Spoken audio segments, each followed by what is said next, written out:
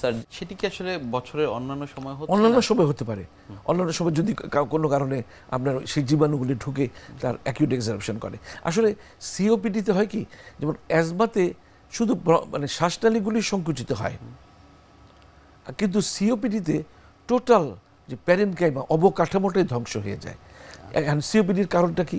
COPD হচ্ছে যে বছরের পর বছর একটি লোক ধূমপান করলো, অতি শৈশব থেকে শুরু করে ধূমপান চালিয়ে যাচ্ছে, 20-30টা সিগারেট খাচ্ছে, এক মধ্যবয়সে এসে তার শ্বাসকষ্ট শুরু হয়ে গেল, শ্বাসকষ্ট তীব্র আকার ধারণ করলো, অ্যাকিউট এক্সারবেশন হলো, কফ পেকে গেল, এবং একটা পর্যায়ে এসে দেখা যাচ্ছে খুব বেশি সিওপিডির আকার যখন খুব বেশি তীব্র হচ্ছে, গ্রেডেশন আছে 0, 1, 2, 3, 4, 3-4-এ যখন আসে সে রেসপিরেটরি ক্রিপল হয়ে যায়, তাকে একদম সে টয়লেটেও যেতে পারে না, তাকে ধরে ধরে টয়লেটে নিতে হয়। এবং অ্যাজমা রোগীকে যেমন আপনি চিকিৎসা দিয়ে তাকে সে ভালো থাকবে, এখন ভালো ভালো ইনহেলার চলে এসছে, অনেক ওষুধও চলে এসছে, কিন্তু সিওপিডি যেহেতু টোটাল প্যারেনকাইমাল ডিস্ট্রাকশন হয়, ফুসফুসের অবকাঠামোটাই ধ্বংস হয়ে যায়।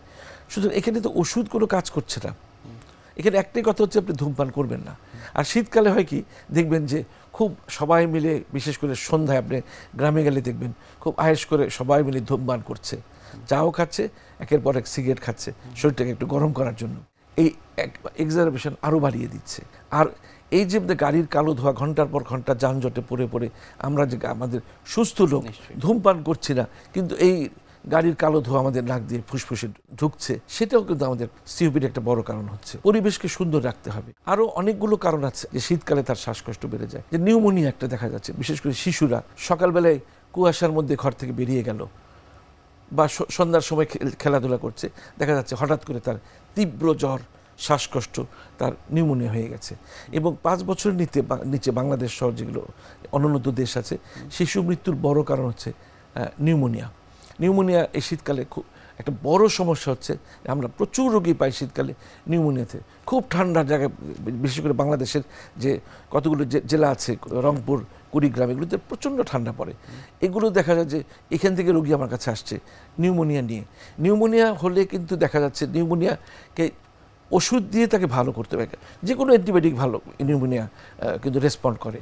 কিন্তু যদি আপনি নিউমোনিয়া রোগীকে ওষুধ অ্যান্টিবায়োটিক না দেন, তাহলে কিন্তু দেখা যাবে কি ফুসফুসের পর্দায় পানি চলে আসবে, খিঁচুনি হবে, তারপরে দেখা যাবে যে এই ফুসফুসের ব্রেইনে পর্যন্ত ইনফ্লামেশন ছড়িয়ে যেতে পারে। আবার ব্রঙ্কিওলাইটিস, 2 মাসের নিচের বাচ্চাদের এই শীতকালে দেখা যায় খুব বেশি ব্রঙ্কিওলাইটিস হয়। ব্রঙ্কিওলাইটিস একটা বড় কারণ হচ্ছে যে শীতকালে অনেক ভাইরাস ঘুরে বেড়াচ্ছে, প্রচুর ভাইরাসের মানে আধিক্য দেখা যাচ্ছে। এই শিশুরা এই ভাইরাসে আক্রান্ত হয়ে, বিশেষ করে 2 মাসের বা 2 বছরের নিচের, 2 মাস থেকে 2 বছরের নিচের বাচ্চারা ব্রঙ্কিওলাইটিসে ভোগে। এদেরকে উষ্ণ পরিবেশে রাখতে হবে, এদেরকে একজন দক্ষ বিশেষজ্ঞ চিকিৎসকের আন্ডারে দিয়ে ভালো অ্যান্টিবায়োটিক, প্রয়োজন হলে স্টেরয়েড দিতে হবে। আর যদি ব্রঙ্কিওলাইটিস ভালো না করেন, এতেও প্রচুর শ্বাসকষ্ট হচ্ছে, শিশু খেতে চাচ্ছে না, শিশু মানে খেলনা দিলেও সে ছুঁড়ে মারছে, মানে প্লেফুল যে ছিল সেটা থাকছে না, খাওয়া দাওয়া করতে চাচ্ছে না, নেতিয়ে পড়ছে। এই শিশুকে যদি আপনি চিকিৎসা না করেন, তাহলে যদি ভালো হয়ে যায়, তাহলে কিন্তু সে অ্যাজমাতে পরিণত হয়ে যাবে বা ফুসফুসে প্রচুর ফাইব্রোসিস হয়ে যাবে। ফাইব্রোসিস একবার হলে কিন্তু সেই ফাইব্রোসিস আর সারতে চায় না, যতই আপনি স্টেরয়েড খাওয়ান না কেন। আমাদের সব বক্ষব্যাধিতে আমাদের লক্ষ্য থাকে যে ফুসফুসে যাতে ফাইব্রোসিস না ঘটে। ফাইব্রোসিস আপনি একটা কেটে গেলেও দেখবেন যখন শুকিয়ে যায় একটা সাদা দাগ হয়ে যায়, ফাইব্রাস টিস্যু দিয়ে এটা হিলিংটা হয়। ফুসফুসে এরকম একটা ইনফ্লামেশন হয়েছে, বড় একটা ক্ষত হয়েছে, প্রচুর ফাইব্রোসিস দিয়েই সেই ক্ষতটা শুকায়। কিন্তু আমরা তো চাই না ফাইব্রোসিস হোক।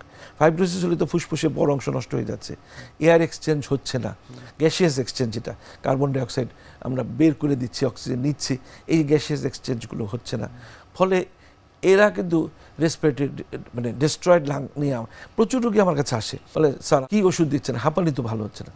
অনেক বোঝাতে হয় যে আপনার ফুসফুসই তো নষ্ট হয়ে গেছে, এটা হাঁপানি না।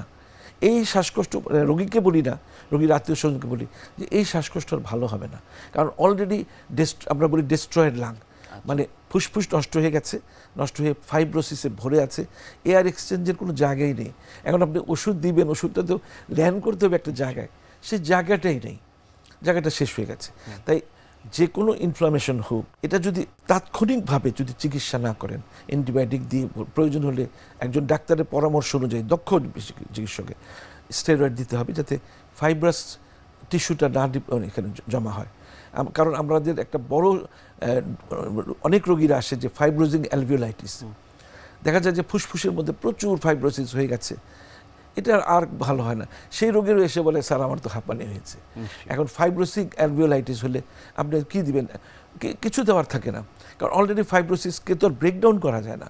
ফাইব্রোসিস যাতে না হয় সেই জন্য অ্যান্টিফাইব্রোটিক অনেক ড্রাগ চলে এসেছে, আমরা ইউজ করি, কিন্তু একবার ফাইব্রোসিস হয়ে গেলে আর কিছু কাজ হবে।